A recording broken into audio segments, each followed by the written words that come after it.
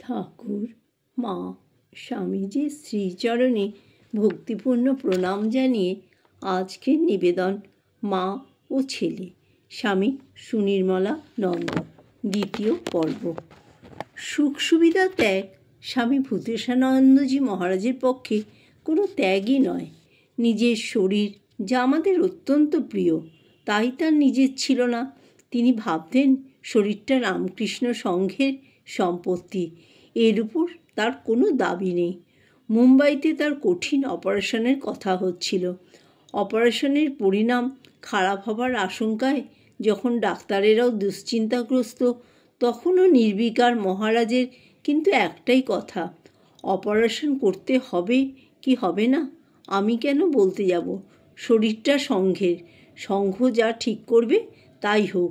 Operation থিয়েটারে ঢুকলেন যেন সেঞ্চুরি করে ফেরা ক্রিকেটারের মতো, হাসতে হাসতে। এবারেও হাসতে হাসতেই গেলেন, কিন্তু এবার শুধু বললেন, ইউ আর টু লেট। যেহেতু দেরি হয়ে গেল, আর ফিরলেন না। আজ সেই শরীরেরই যাত্রা শুরু হয়েছিল মঠের দিকে।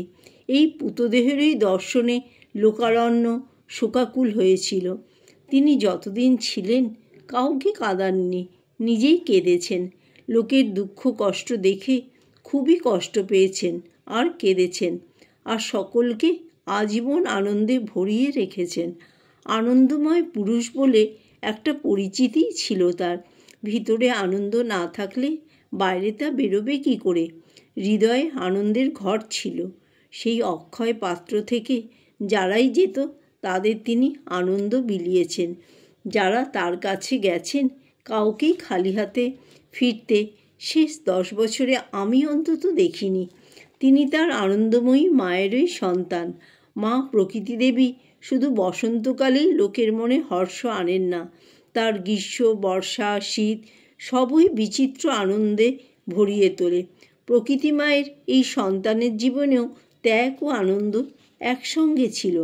আপাত বিরুদ্ধ আদর্শের সঙ্গম ছিল তার মধ্যে। তাই তো তিনি বিচিত্র প্রকৃতির মতো এত আকর্ষণীয় আমাদের কাছে।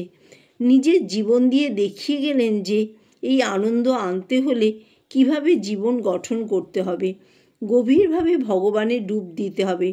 তিনি একটা কথা খুব বলতেন, আমি ঠাকুর ছাড়া কিছুই জানি না। রাতে তার ঘুম হতো না। শুয়ে শুয়ে কী করেন মহারাজ? এই প্রশ্নের উত্তরে সাধু আর কী করে, ভগবানের নাম করি বলতেন। এই ভগবানের নাম করার আগ্রহ ক্ষুধার্তের খাবার আগ্রহের চাইতে 100 গুণ বেশি ছিল। তীব্র জ্বরের নানা জটিল উপসর্গসহ কিংবা গভীর ক্লান্তি, ভগবানের নাম করতে এগুলি কোনো বাধাই ছিল না। আনন্দময় জীবনের উৎস ভগবান ছাড়া কে আর হতে পারেন? এই আনন্দ অপরকে বিলিয়ে দেবার অন্য নাম হলো সেবা। সারা জীবন কি কম সেবা করেছেন? সুদীর্ঘ 85 বছর ধরে তার সেবা কাজ অব্যাহত ছিল নানা রূপে, নানা স্থানে। জীবনের শেষ দিনগুলিতে যখন একটা হাসপাতাল থেকে অন্যটিতে স্থানান্তরিত হবেন, বেরোবার কয়েক মিনিট আগেও জনৈক সাধুকে কোনো একটি শাখা কেন্দ্রের অধ্যক্ষ হবার জন্য উৎসাহ দিলেন।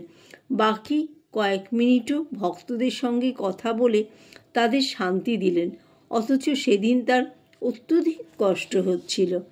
আজীবন তার সেবাময় জীবন। ব্রহ্মচারী অবস্থায় নদী পার হয়ে খাবার জল আনতেন, মন্দির প্রাঙ্গণ ঝাড়ু দিতে হতো, ঠাকুর সেবা, শাস্ত্র চর্চা ও পড়ানো ইত্যাদি নানা কাজ করতেন। পরবর্তীকালে অক্লান্ত পরিশ্রম করে শিলং, চেরাপুঞ্জি, রাজকোট, জগদ্দান প্রভৃতি নানা কেন্দ্রে প্রাণ সঞ্চার করেছেন। অংশ নিয়েছেন কত ত্রাণকার্য ও আর্তসেবায়।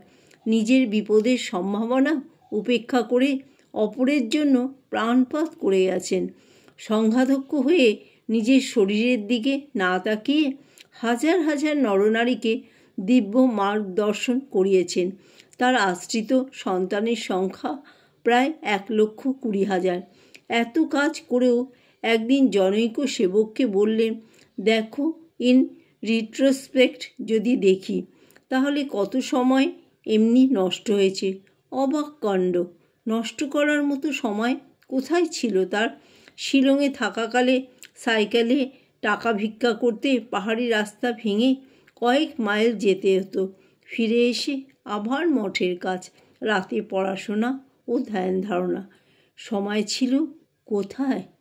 জয় ঠাকুর, জয় মা, জয় স্বামীজি।